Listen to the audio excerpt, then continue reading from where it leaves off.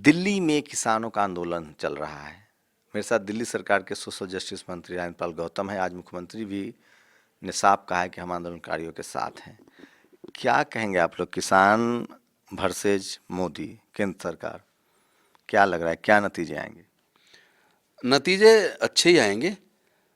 लेकिन मैं आपके चैनल के माध्यम से एक बात समझाना चाहता हूँ कि इसको केवल किसान का मुद्दा ना बताया जाए। वजह यह कि किसान से तो पूरा देश जुड़ा है, हर वर्ग जुड़ा है। केवल ये ऐसा नहीं है कि इसको किसान को ही नुकसान होना है। ये जो 3 बिल लेके आए हैं, मुख्य रूप से मोटी बात अगर मैं समझाऊं तो पहला बिल भंडारण से संबंधित है कि जो उपज को, जो फसल उगती है और उसको खरीद के उसका जो भंडारण करने की सीमा होती थी, तो पहले बिल में उस सीमा को ख़त्म करके जो बड़े बड़े पूंजीपतियों उनको मौका दिया जा रहा है कि वो बड़े बड़े भंडारण केंद्र बनाएं और सारी उपज को खरीद के उसमें भर लें, और उसके बाद मार्केट में जब उसकी नीड होगी और वो अवेलेबल नहीं होगा, उसके बाद ये अपनी मनपसंद कीमत पर उस सामान को, उस उपज को जनता को उपलब्ध कराएंगे। तो एक तो इससे बहुत बड़ी महंगाई बढ़ेगी और पूरे देश के सभी वर्ग उससे अल्टीमेटली प्रभावित होंगे।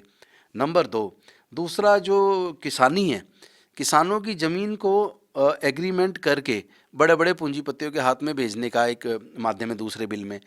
तो उससे क्या होगा, धीरे धीरे ज़मीनें किसान के हाथ से निकल जाएंगी और बड़े बड़े पूंजीपतियों के अधिकार क्षेत्र में आ जाएंगी, जिसको छुड़ाना उसके बाद किसानों की बस की बात नहीं होगी। और जो तीसरा है वो मंडी का है कि इनकी इच्छा ये अभी कह तो रहे हैं कि मंडी को ख़त्म नहीं कर रहे हैं, लेकिन जब बड़े बड़े पूंजीपति बड़ी बड़ी मंडियां बना लेंगे, बड़े बड़े स्टोरेज, कोल्ड स्टोरेज बना लेंगे, और उसके बाद शुरू में 1-2 साल वो किसानों को साधारण मंडियों में जो उनको जितने अमाउंट में उनका उपज बिक रहा है, अनाज बिक रहा है, धान बिक रहा है, उसको वो ज़्यादा पैसे दे के भी खरीद लेंगे। और 2-3 साल में धीरे धीरे क्या होगा, बाकी की मंडियां सब खत्म हो जाएंगी। उसके बाद केवल बड़े पूंजीपति बचेंगे। फिर वो उसी उसी में कमियां निकालेंगे। आपका गेहूं का मोटाई कम है, आपका चावल में कलर पीला पड़ रहा है, या कोई और बहाना बना के कि क्वालिटी अच्छी नहीं है। उसके बाद वो कहेंगे नहीं नहीं ये इतने में देना है तो दो, वरना मत दो। तो फिर वो अपनी मर्जी से किसान के उसको खरीदेंगे और किसान मजबूरी में घाटे में भी उनको देगा, क्योंकि शुरू में तो लालच दे के उनको फंसा लिया और उसका मंडियाँ नीचे से ख़त्म कर दी, क्योंकि जब मंडियों पे काम नहीं होगा ख़त्म हो जाएंगी। तो जो बड़ी बड़ी मंडी के जो मालिक तो यही बड़े बड़े इंडस्ट्रियलिस्ट होंगे। तो उसके बाद पूरे तरीके से किसानी पर नियंत्रण बड़े पूंजीपतियों का हो जाएगा और सरकार चाह के भी कुछ नहीं कर पाएगी। इसीलिए ये मुद्दा जो किसान 3 बिल को रिपील करने की बात कर रहे हैं, आम आदमी पार्टी, हमारे सारे नेतागण, हम सब लोग किसानों के इन मांगों के बिल्कुल समर्थन में हैं। और हम भी केंद्र सरकार से मांग करते हैं कि तीनों बिल को रिपील किया जाए, क्योंकि ये पूरा का पूरा सिस्टम, जैसे इन्होंने धीरे धीरे औद्योगिक क्षेत्रों में बड़ी बड़ी कंपनियों को इतना मजबूत कर दिया कि जो सरकारी संस्थान थे वो उनको कमज़ोर कर दिया और क्यों वो कर रहे हैं प्राइवेटाइज ऐसा? होते चले गए। क्यों ऐसा मोदी जी कर रहे हैं, आपको क्या लग रहा है? मुझे लगता है कि जो 2012 से एक गुजरात मॉडल बेचने की शुरुआत की, उसमें कुछ चंद बड़े पूंजीपतियों का साथ लिया गया। मोदी एक ब्रांड के तौर पे तैयार किया गया, गुजरात मॉडल को एक ब्रांड बना के बेचा गया, और उसका असर ये हुआ कि मोदी जी को प्रधानमंत्री बनाने का उनका लक्ष्य था, वो उनमें कामयाब हो गए। अब मोदी जी ने भी उनका, जो मोदी जी के लिए उन्होंने काम किया, अब मोदी जी ने भी उनसे कुछ प्रोमिस किए होंगे, तो उस प्रोमिस के तहत ही ये सब हो रहा है कि रेल बिक रही है, सरकार डर नहीं रही है जनता से एयरपोर्ट अब, बिक रहा जबकि है, बड़ी आपकी बड़ी तो कंपनियां बिक रही हैं। आपकी तो क्या कह रहे थे, रिपीट मैं ये कीजिए। कह रहा हूँ कि जो मोदी जी को का जो साथ बड़े पूंजीपतियों ने दिया था, अब मोदी जी भी बदले में उनका बदला चुका रहे हैं। वो बड़े सरकारी संस्थानों को कमज़ोर करते जा रहे हैं और उनको बेच रहे हैं। फिर प्राइवेट हाथों में जब बेचेंगे, खरीदेगा कौन? वही बड़े बड़े इंडस्ट्रियलिस्ट खरीद लेंगे। देश की जो नवरत्न कंपनियां थी, धीरे धीरे वो भी तो सब कमज़ोर हो रही हैं और बिकने के कगार पे आ गई हैं। उनको भी बेचने की प्रक्रिया चल रही है। भारत रेलवे इतना बड़ा संस्थान, उसको इन्होंने बेचना शुरू कर दिया, बेच दिया। एयरपोर्ट्स बेच दिए। जियो का ऐड कर रहे हैं, एक बड़े पूंजीपति दोस्त के एक कंपनी को ऐड कर रहे हैं। तो जियो का ऐड करके जियो को तो आगे मजबूत कर दिया, एमटीएनएल बीएसएनएल को तबाह कर दिया। तब देश का प्रधानमंत्री जी ऐसा करेंगे तो फिर बचेगा क्या? किससे उम्मीद करेंगे?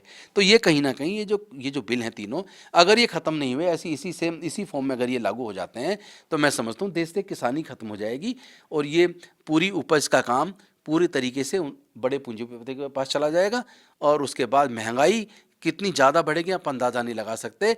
आज तक आलू कभी 50-60 रुपये किलो पे कभी नहीं बिका। आप देख लीजिए जब से ये बिल पास हुए उसके बाद से सारी चीज़ें किस तरह महंगी हो रही हैं।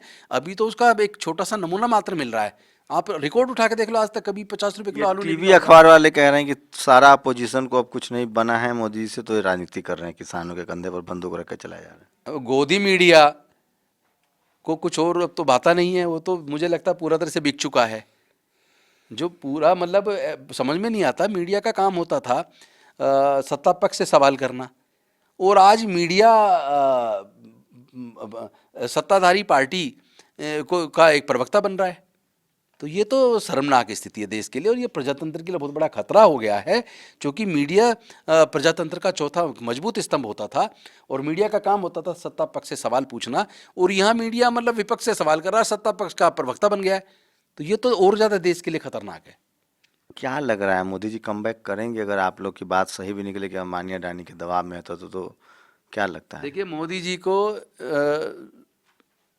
इस मुद्दे पर देश के हित में, देश के लोगों के, गरीबों के, किसानों के हित में मुझे लगता है इस हठधर्मिता को छोड़ के तुरंत तीनों एक्ट को रिपील करना चाहिए। और इसमें कोई किसी की इज्जत कम नहीं हो रही है, कोई किसी की हार जीत नहीं हो रही है। जहाँ देश का जो जिन लोगों के लिए आप सुधार की बता रहे हो, हम सुधार के लिए बिल लेके आए, किसानों के हित में लेके आए, जब किसान खुश ही नहीं है और लाने से पहले किसानों से आपने पूछा भी नहीं, आज किसान उसका सब विरोध कर रहे हैं। तो भाई जो जिन लोगों के लिए लेके आ रहे हो वही विरोध कर रहे हैं, फिर क्यों ला रहे हो? ऐसी चीज़ खत्म कर दो, ऐसी चीज़ को। क्या लग रहा है ये लगातार मुस्लिमों पर अत्याचार हुए, दलितों पर हुए, दलितों के जो SC/ST एक्ट के लिए आंदोलन था उसको नक्सलवादी कहा गया, उपद्रवी कहा गया, मुसलमानों को तो आतंकवादी कहा जा रहा है, किसानों को खालिस्तानी कहा जा रहा है। किसान आंदोलन ने इन सब लोग को जोड़ दिया है एक साथ, ये ऐसा कुछ देख रहे हैं लोगों में? अब थोड़ा सा डर कम हुआ है। देखिए, पूरे देश में एक एक करके सबको प्रताड़ित किया गया है। दलित बोलता है तो कहते हैं नक्सलवादी है, मुस्लिम बोलता है तो कहते हैं आतंकवादी है, किसान बोल रहा है तो कह रहे हैं खालिस्तानी है, शहर में आदमी कोई अगर विपक्ष की आवाज़ उठाता है तो कहते हैं अरबनी नक्सली है।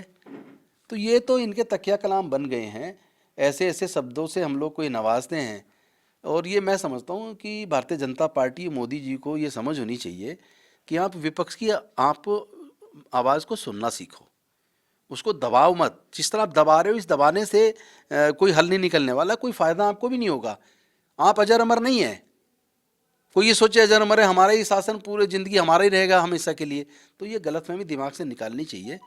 प्रजातंत्र भारत को बड़ी मुश्किल से मिला है और एक अच्छा सशक्त प्रजातंत्र देश को मिला है, उसको बनाने में अपनी भूमिका निभाएं, उसको ख़त्म करने में ना निभाएं, वरना इनका जो नाम है आने वाले समय में देश के गद्दारों में लिखा जाएगा। अभी समय रहते इनको झुकना सीखना चाहिए, लोगों की बात को सुनना सीखना चाहिए, विपक्ष की आवाज़ को सुनना सीखना चाहिए। विपक्ष को दबाना कोई तरीका नहीं है, आपको विपक्ष को सुन के, उनकी जायज़ बातों को सुन के उसको सुधार करना चाहिए अपने अंदर। कल 8 दिसंबर को आपकी पार्टी ने भी समर्थन किया है। दिल्ली की पुलिस केंद्र के हाथ में आपसे स्टेडियम मांगा जा रहा था जेल बनाने के लिए। अगर ऐसा हो जाता तो क्या इम्पैक्ट होता? आप लोग भी लपेटे में आते? नहीं, हमें लपेटे में लें, किसी को लें, ये तो पुलिस का काम है। पुलिस को देखना कि वो केवल टूल बनना चाहती है केंद्र सरकार की, या न्याय के हिसाब से उनको कॉन्स्टिट्यूशन के हिसाब से चलना चाहिए। और वो केंद्र सरकार देखे हमें जेल में डालना है, क्या करना है, तो उसका काम है। हमारा काम है न्याय की आवाज़ उठाना, और हम उठाएंगे, जारी रखेंगे। तो ये राजनपाल गौतम हैं, दिल्ली सरकार के मंत्री हैं, और आम आदमी पार्टी ने भी किसान आंदोलन को समर्थन का ऐलान किया है। कैमरा तारादत्त के साथ शंभू कुमार सिंह, नेशनल दस्तक, दिल्ली। नेशनल दस्तक की आपसे गुजारिश है कि अगर इसको बचाना चाहते हैं तो नेशनल दस्तक को सब्सक्राइब करने के लिए रेड कलर के सब्सक्राइब बटन को दबाएं, फिर बेल आइकन की घंटी दबाएं। नेशनल दस्तक को बचाने के लिए बहुत जरूरी है कि हर खबर को शेयर करें, लाइक करें, कमेंट जरूर करें।